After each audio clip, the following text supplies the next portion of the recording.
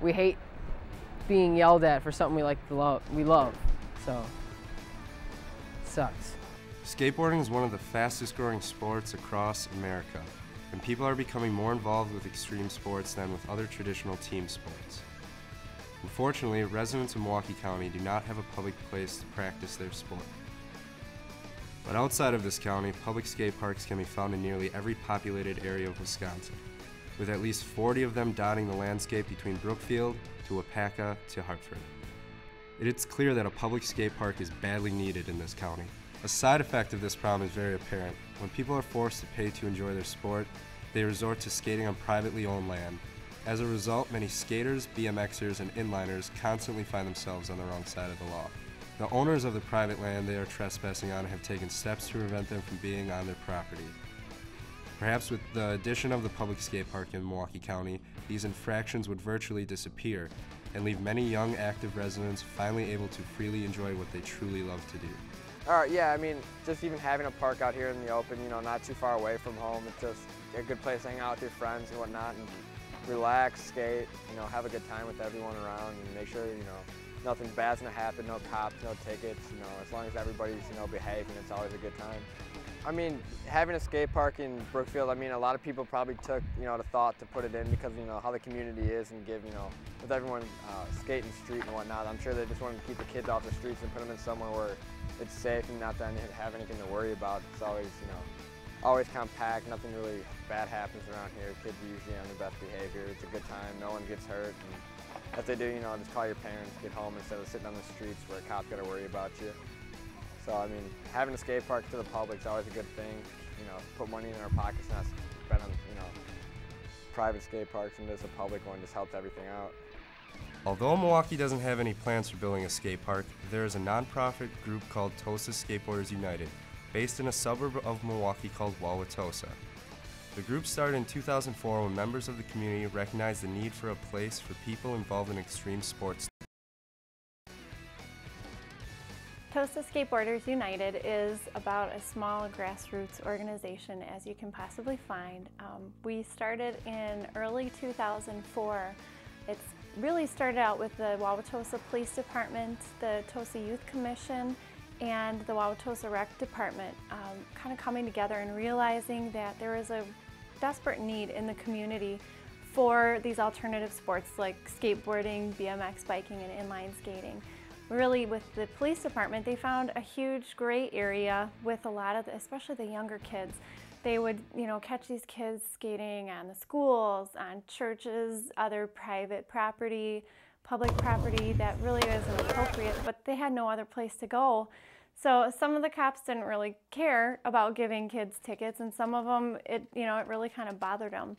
So that's what started the initial role to see if there would be enough interest even in the community to form a group and see about taking it a step further. So I got involved just after that first public meeting that happened at City Hall. I believe there were about 80 people that came out to voice support, which was really encouraging, very strong.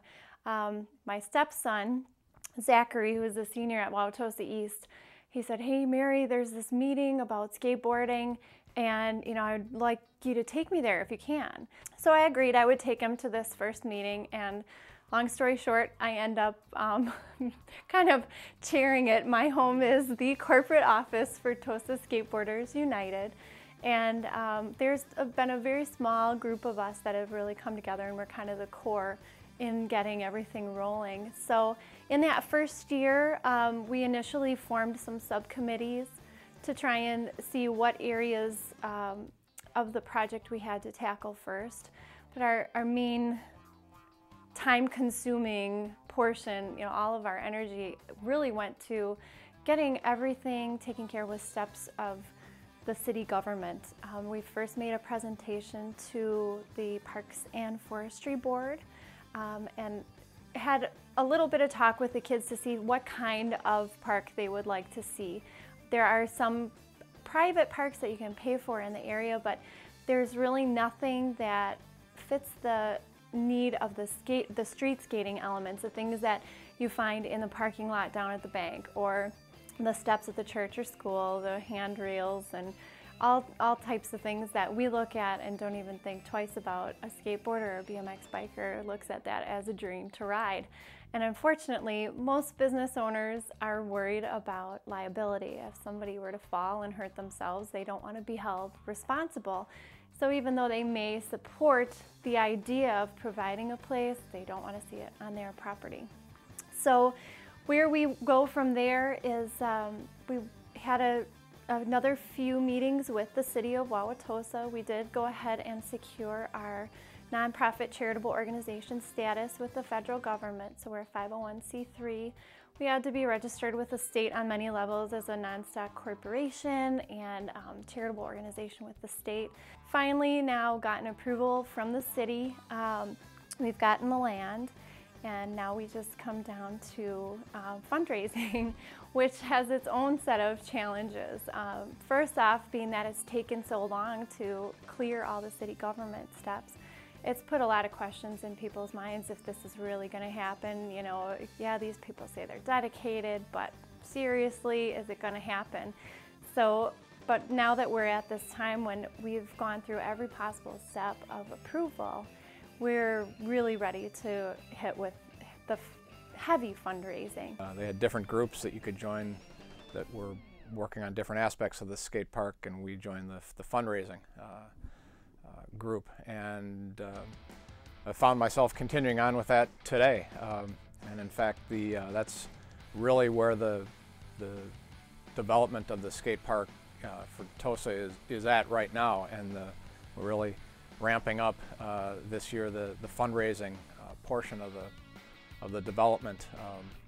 What's been done so far and has been very fundamental. It hasn't required too much funding. It's really a lot of sweat equity and work to lay the groundwork. But one of the things that we accomplished, which is a very major accomplishment that many skate groups never really overcome or have a hard time overcoming, and that is to actually find a location. And so we have a site. The city has provided land down in Hart Park in between the stadium and the new band shell on 70th Street. So we have the plot of land allocated, and that's a major accomplishment. From that first design meeting, we actually had some students from Milwaukee Institute of Art and Design from MATC put together a clay model design going off what our kids had put together. It was a class called Art in Public Places, and one of the gentlemen in the class was a skater as a kid. His name was Dan Van Housen. He kind of adopted our idea as something he would like to work on for his project.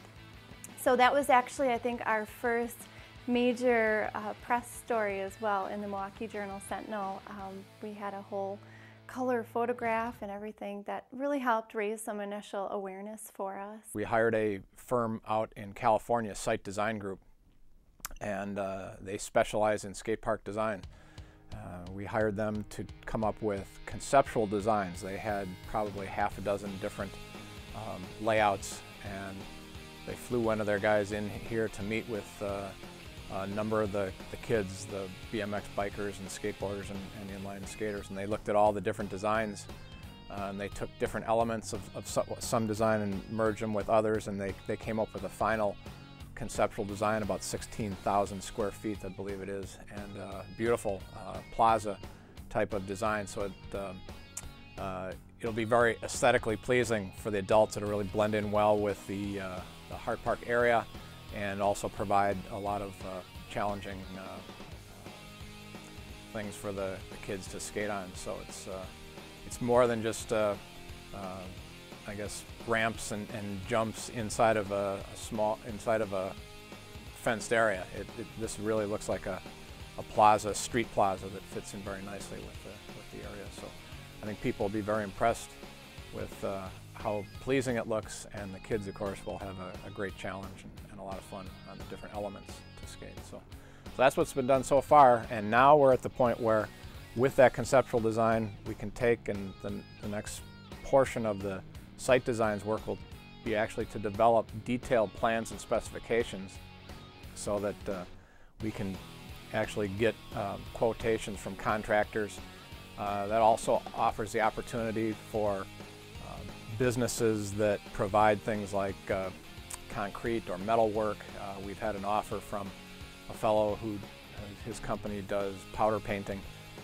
He said he would provide basically in-kind donations, so he can provide his goods and services at a reduced cost or no cost, and that'll take a lot of money out of the final design. So, but at that point we'll be ready to really we'll know how much money we actually need to raise, and that's we're in the process of doing that right now. So, one of the things that the Parks and Forestry Board was really excited about when we presented our initial design is that we were going to be a different park. The design was going to be different, and it was going to incorporate some of the look of the Wauwatosa Village right into the park, using mixed stone and brick and possibly even colored concrete, just to help it look nice, not like a big gray blob of concrete plopped in the middle of nowhere.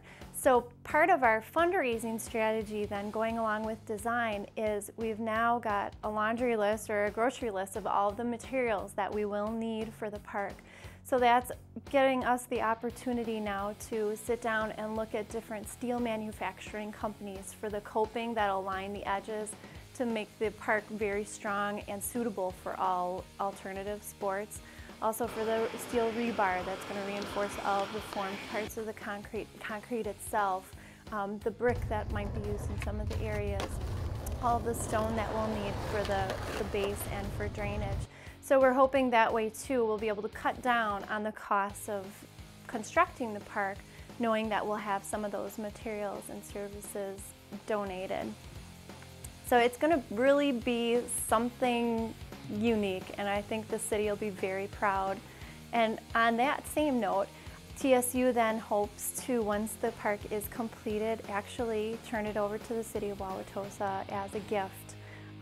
And then we'll hopefully set up some kind of small endowment fund just to help keep up with the maintenance. But part of the reason we want to build the park with this concrete development and with all the extra steel reinforcements is so that it really will be built well to last a long, long time.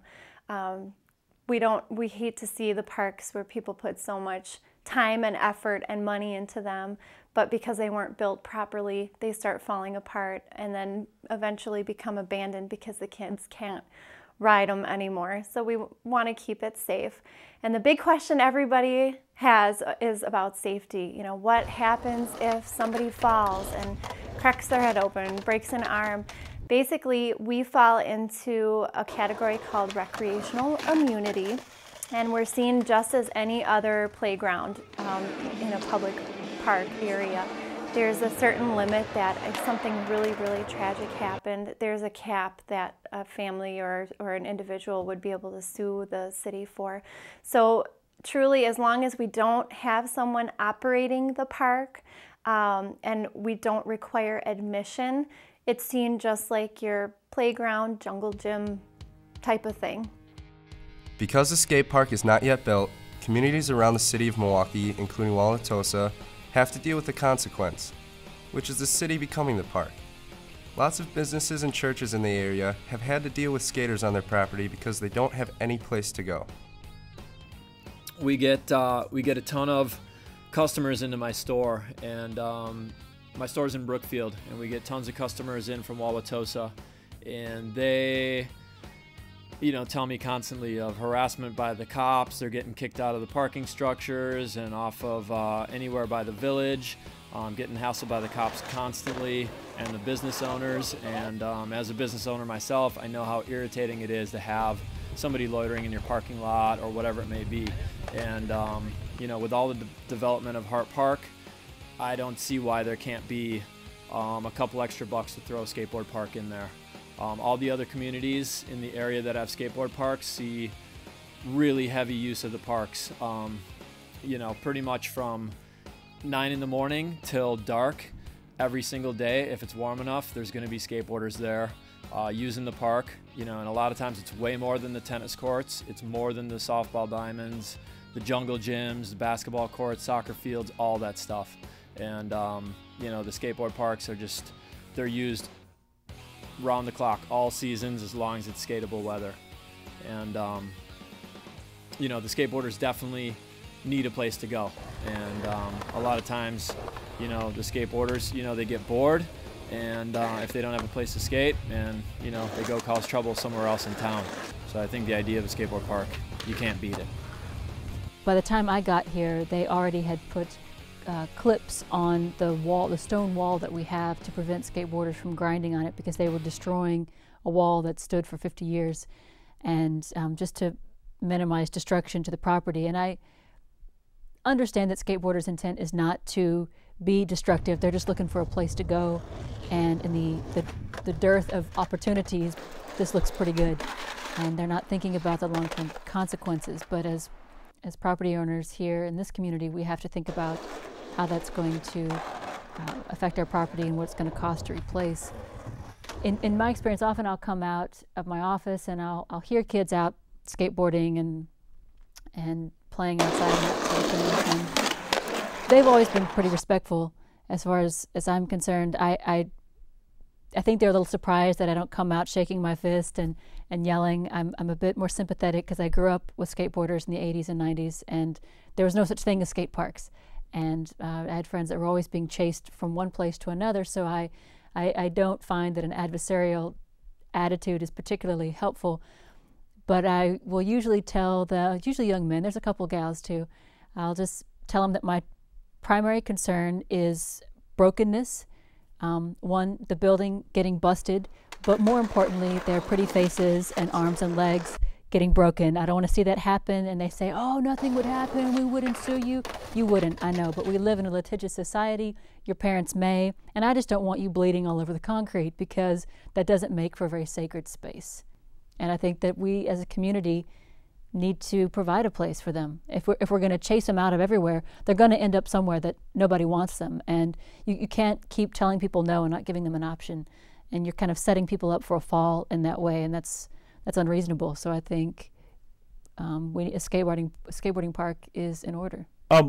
Skating has become more and more popular as time has come on. I've been a police officer for 20 years, and I've noticed more and more skaters out and about in the community.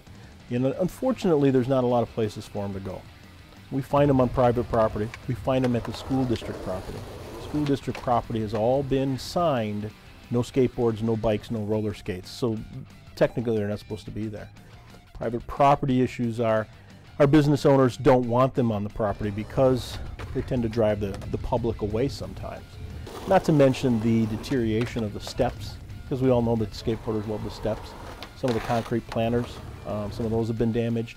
And it's a balance. So I think with the improvement of Hart Park here in town, this gives us as a city, as a community, just a great opportunity to implement a skate park and give our skaters a place to go. It's becoming more and more popular, like I said.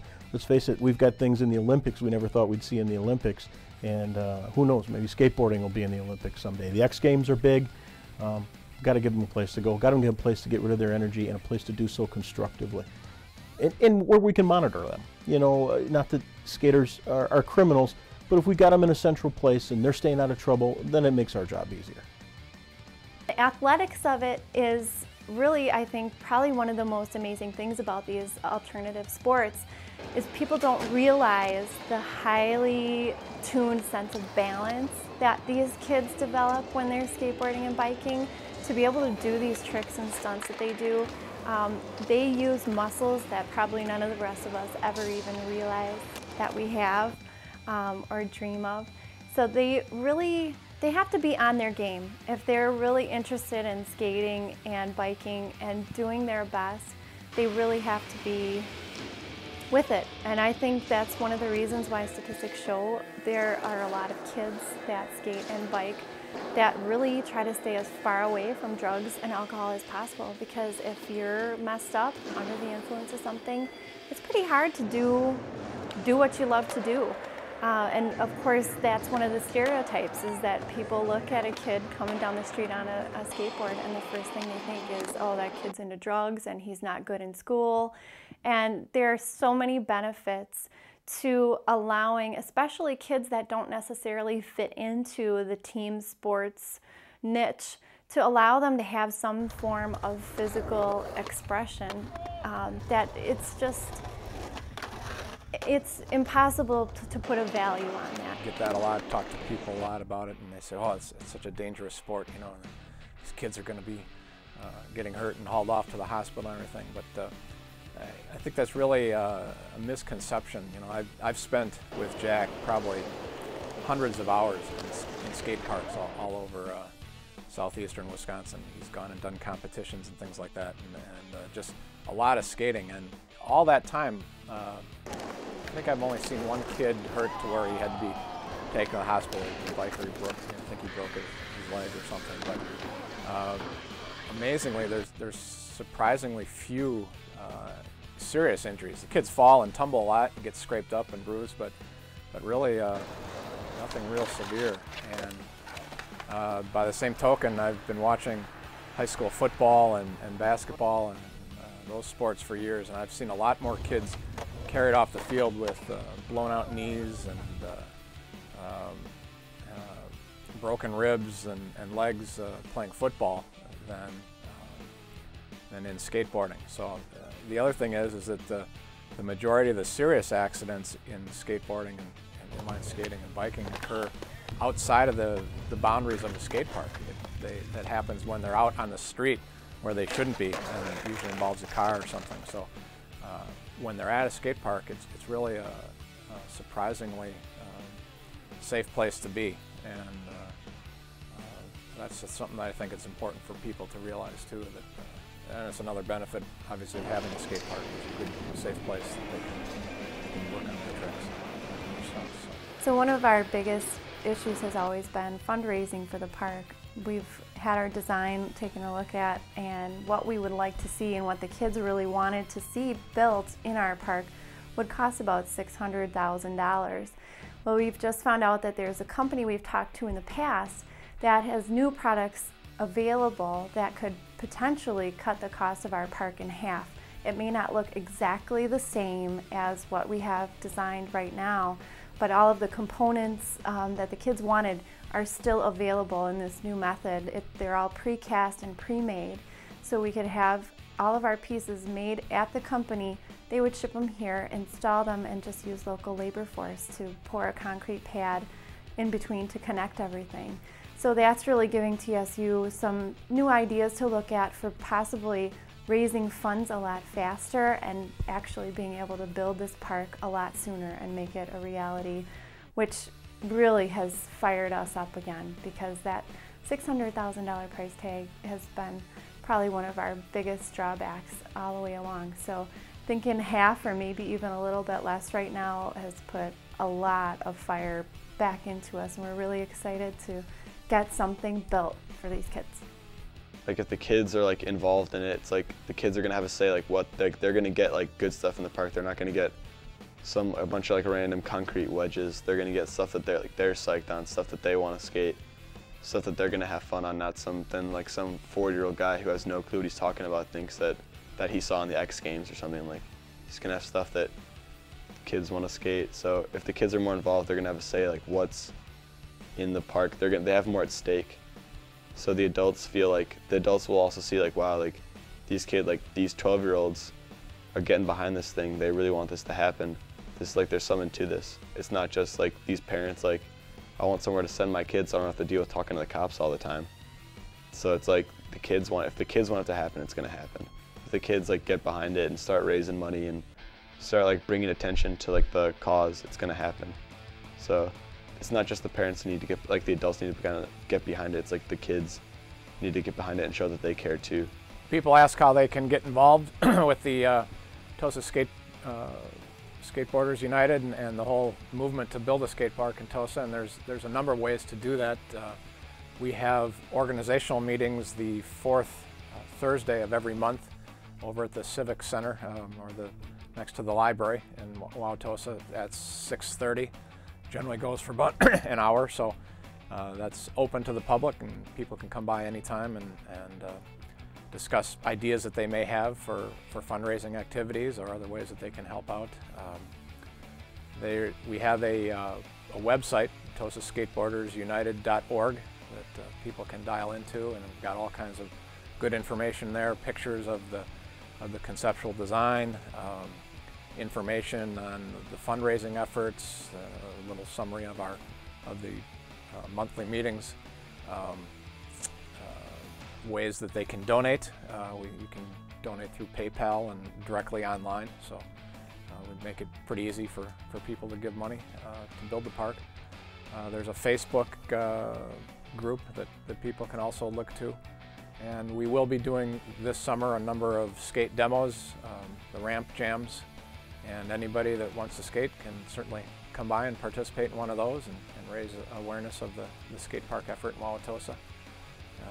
So all those various ways people can help us out and get this skate park built in Tosa. With skateboarding and other extreme sports gaining popularity with incredible speed, the need for a safe and public skating facility in Milwaukee County is becoming urgent. Tosa Skateboarders United is leading the effort to accomplish this goal, but they need your help to make it happen.